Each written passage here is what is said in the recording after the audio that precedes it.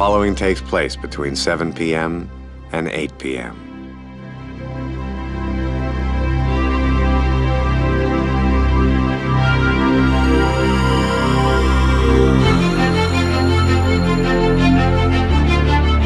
No, I agree with you, and that's 100%. And I'm sure that, his group that surrounded him are probably telling him the exact same thing. You made a lot of promises.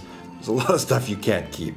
Like in the grand scheme of things, you got elected, you got in, you said what you had to say.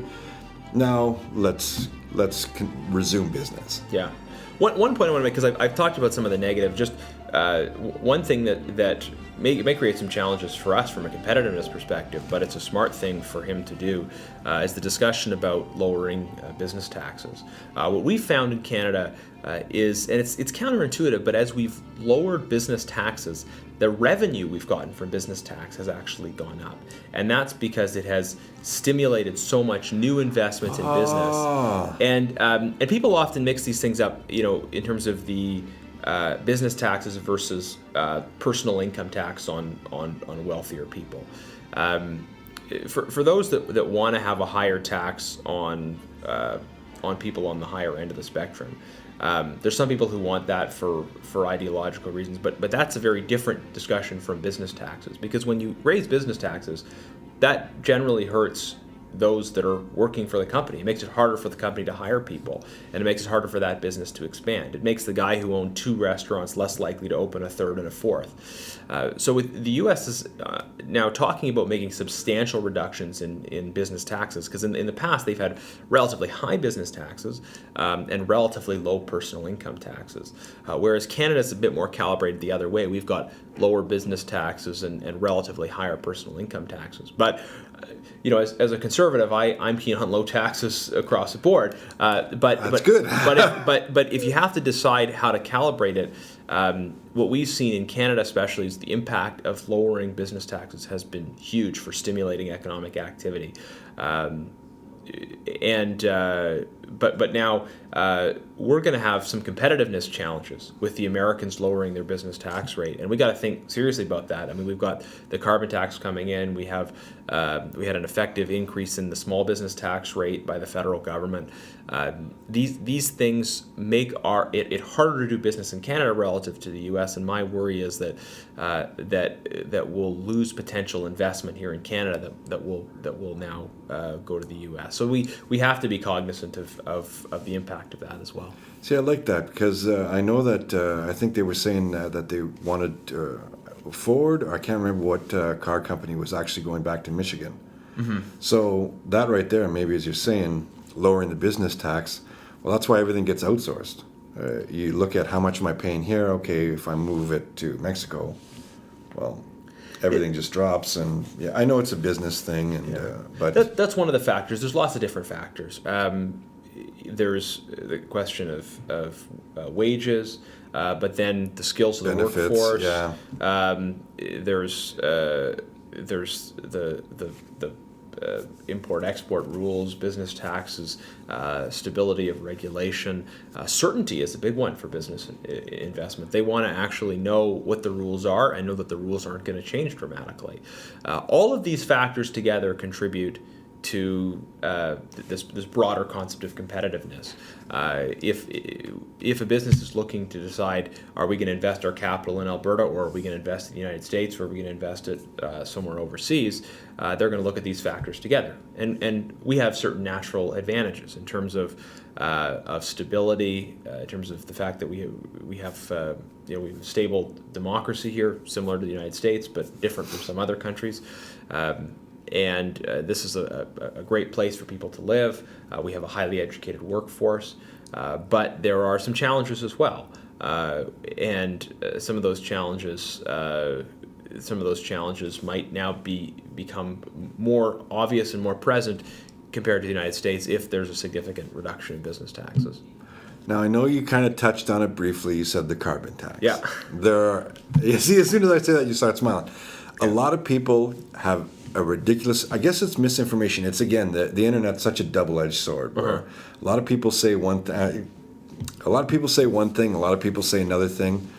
Now, as, I guess, somebody who's in the thick of it, what can you tell us about the carbon tax and how it's going to affect us? Because I don't see a huge impact, to be completely honest. Well, let's talk about the interaction between provincial and federal carbon tax policies first. So the provincial government has, just at the beginning of January here, has come into force a carbon tax here in Alberta.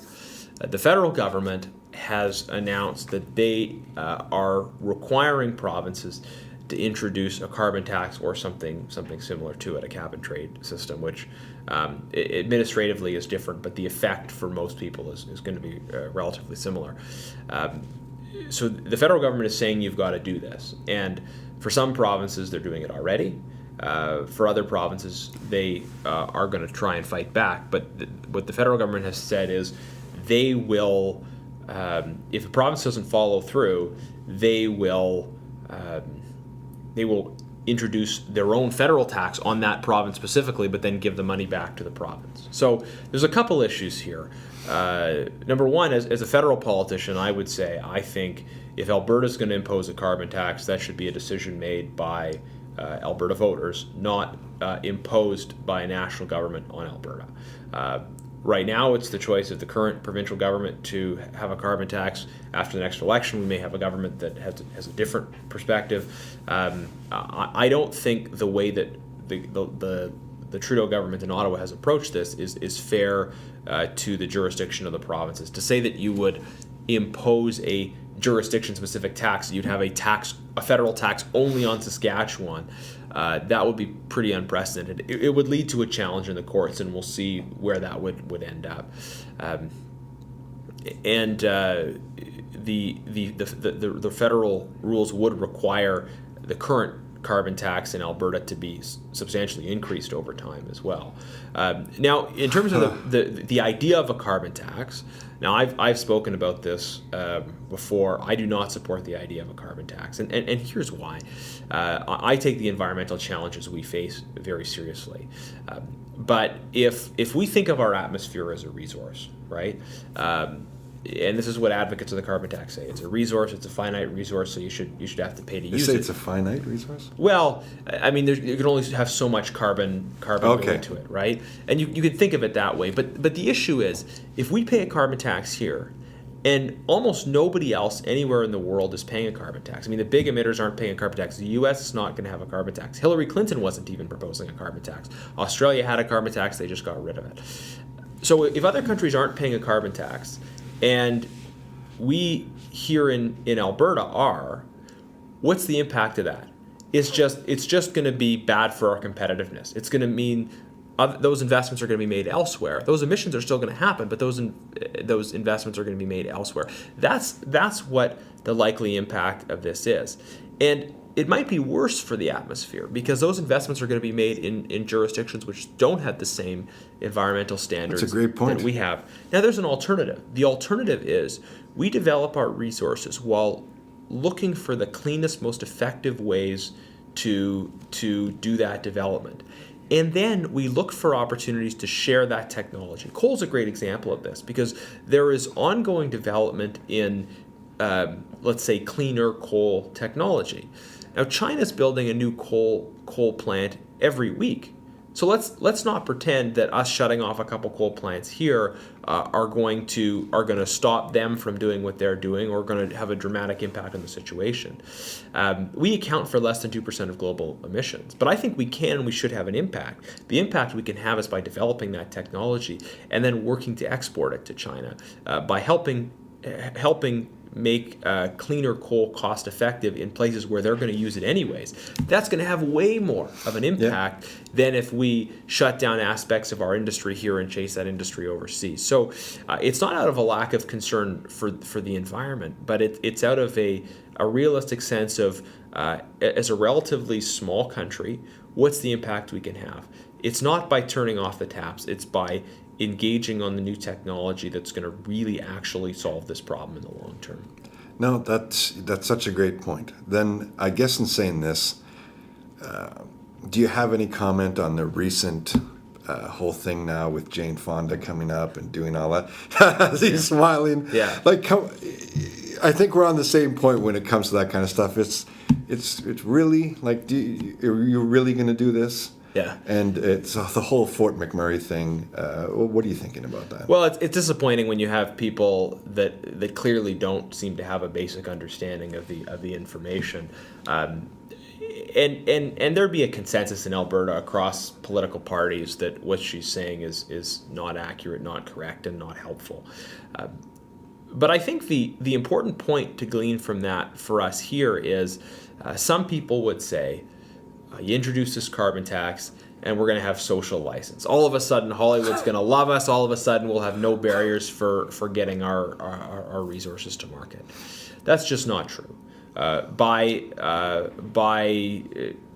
doing something like a carbon tax that hurts us economically, we're not getting any social license out of it. Nobody in Hollywood or anywhere else is changing their opinion on the energy sector because of that. So we need to be clear-headed and realistic about this, because there's always going to be people that are critical, but we need to actually do what's going to make a difference for our economy and our environment by focusing on developing our resources in as clean a way as possible and encouraging increased technological development to make our development cleaner here, but also to export that technology to other places. It's you nailed it right on the head. Like that's exactly it. No, and I couldn't agree with you more. There are technologies out there. Mm-hmm. It's just it comes down to money. Like that's it, and we should be looking towards the future. Mm-hmm. And you're right, because I've looked at information. Our footprint is tiny compared to China, so that was one of the understandings I didn't understand, but thank you so much for explaining it. I'm sure a lot of people want to know that as well, like how, why, yeah, and yeah. And look, those that support a carbon tax, they're not doing it because they're bad people or they have good intentions, right? People are concerned about the environment, and I think in many cases have the best of intentions. It's going to be bad for our economy, and it's not an effective response to the environment. I should say some people are concerned about the environment. I think behind this is some people who just always wanted a bigger role for government, always wanted government to have more revenue, and the carbon tax is kind of the holier-than-thou tax. Look at us, we're increasing taxes. It's like the hipster thing, like that whole thing now. It's like, well, what's hip, what's cool, what's in carbon, we can tax that. Right. Because I'm sure if they did something else like... I don't know, we could go to colonial tax and pull one of those taxes out. People would be like, what the hell's going on? Well, if they increased income taxes, then everybody would be against it, right? But they call it a carbon tax as a way of increasing government revenue, and they know that some people will see it as an environmental measure. But the reality is, again, there's so many better ways of helping the environment. Okay, so let me propose that question to you. What would be a better way, say, if we could get rid of this carbon tax, what would something that you would propose that could be a lot better? Now, I don't know if I'm putting you on the spot here. No problem. No, in the last Conservative government, and there were some voices that were keen to criticize whatever Harper did on the environment. But the record shows that greenhouse gas emissions went down under the Conservative government. They went down while under the previous Liberal government they had gone up significantly. And that's got to be a credit to some of the aspects of the environmental policy that were pursued. Now, people will criticize that. They'll say two things. One, they'll say it was only because of policies undertaken at the provincial level. But if you look across the board at every single province, emissions went up under the previous Liberal government, and either the emissions went down or they went up by less under the Conservative government than they had under the previous Liberal government. So there was environmental progress made in every single provincial jurisdiction, which indicates that it wasn't just one province. The other thing people will say is emissions only went down because of the global economic recession, when in reality, global emissions went up during that period while Canada's emissions went down, and other countries were much more impacted by the recession than we were. So I think once you sort of refute those arguments, you realize that it's got to have something to do with the environmental policy that the Conservatives pursued. What we did is we had binding sector-by-sector regulations. And we didn't bring them in yet for every sector. But for many sectors, for the transportation sector, the electricity sector, for the coal sector, we brought in binding emissions reductions targets. So he said you've got to get your emissions below a certain level. And we did it based on intensity. And this is an important point as well, because if you have intensity-based regulations, it means that you're allowed to emit a certain amount as a proportion of what you're producing. So if you produce more, you can emit more. What that does is it focuses on efficiency. So if you turn off your production, you're no further ahead. We don't want to have regulations that encourage people to turn off productions. We want regulations that make it easier for people to produce more, but to do that production in a cleaner way. And that's how you incentivize the development of newer technology. And it's not just an idea that I came up with. It's something that Canada did, and it worked. We saw the positive impact of that in terms of reduced emissions. So let's focus on that, on a sector by sector regulatory model that is about intensity, that encourages economic development while also encouraging more efficient production. See, now in hearing that, like, what a great alternate to what we have right now, where it's just, I don't want to say a money grab, but I'm sure there's going to be a significant gain in revenue. So, but in the end, is anything really going to change? Mm-hmm. I like that. I really like that. That's such a great point. And I guess as you know what, the one thing is you're younger than me, and as I'm getting older, I'm delving more into politics. When you're younger, you're like, I don't care, whatever. But as you get older, you're going, well, this affects me now. This affects me. This affects me, and you explaining this, and I hope other people get this too, is when it's explained, you're like, oh, geez, we could do things a lot better. And the other question which leads me is, why aren't we doing this?